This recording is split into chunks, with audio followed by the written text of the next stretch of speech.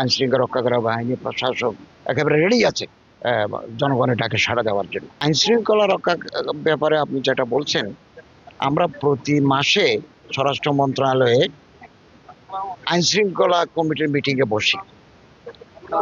যখনই কোনো অঞ্চলে কোনো এলাকায় আইন শৃঙ্খলা অবনতি ঘটে ওটা আমরা বিবেচনায় আনি। আমি স্বরাষ্ট্র উপদেষ্টাকে অনুরোধ করে সাতকানিয়া থানার জন্য একটা গাড়ির ব্যবস্থা করে দিয়েছি পেট্রোল করার জন্য।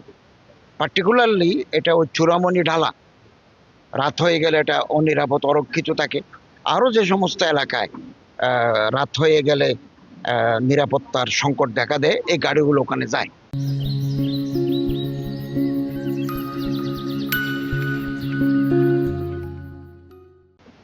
এবং আমি এদিন মাননীয় আমাদের এই যে উপজেলা নির্বাহী কর্মকর্তা এবং ভারপ্রাপ্ত কর্মকর্তা নিয়ে ওই চূড়ামণির ঢালা আমরা পরিদর্শন করেছি এবং উপজেলা নির্বাহী কর্মকর্তা মহোদয় এবং ভারপ্রাপ্ত কর্মকর্তা মহোদয় দোকানদারদেরকে নির্দেশ দিয়েছেন সিসি ক্যামেরা লাগা, তাহলে রাতের বেলা কাদের মুভমেন্ট আছে ওনারা লক্ষ্য করতে পারবেন। আর সিসি ক্যামেরা লাগাতে না পারলে ওনারা বলছেন দোকান বন্ধ করে দেবে।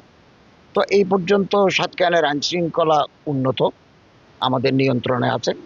সামনে নির্বাচন আসবে, আমরা জনগণের সহযোগিতা চাই এবং যখনই থানার সাথে যোগাযোগ করবে কোথাও যদি কোনো ইনসিডেন্ট ঘটে, আইন শৃঙ্খলা রক্ষাকারী বাহিনী, প্রশাসক একেবারে রেডি আছে জনগণের ডাকে সাড়া দেওয়ার জন্য। অতএব নির্বাচনের জন্য যে অনুকূল পরিবেশ সাতকানিয়াতে এটা আছে। তো অস্ত্র উদ্ধারের ব্যাপারে আপনার কোনো আপডেট থাকলে, আমরা তো এদিন সেন্ট্রালি করেছি, কোন কোন জায়গা থেকে অস্ত্র উদ্ধার হয়েছে এটা আমরা করেছি। সাতকানিয়া ওনারা তৎপর আছেন under the ministry of home, আর উপজেলা নির্বাহী কর্মকর্তারাও কাজ করে যাচ্ছে। নির্বাচনের জন্য খুব অনুকূল পরিবেশ সাতকানিয়া লোহাগাড়াতে বিরাজ করছে।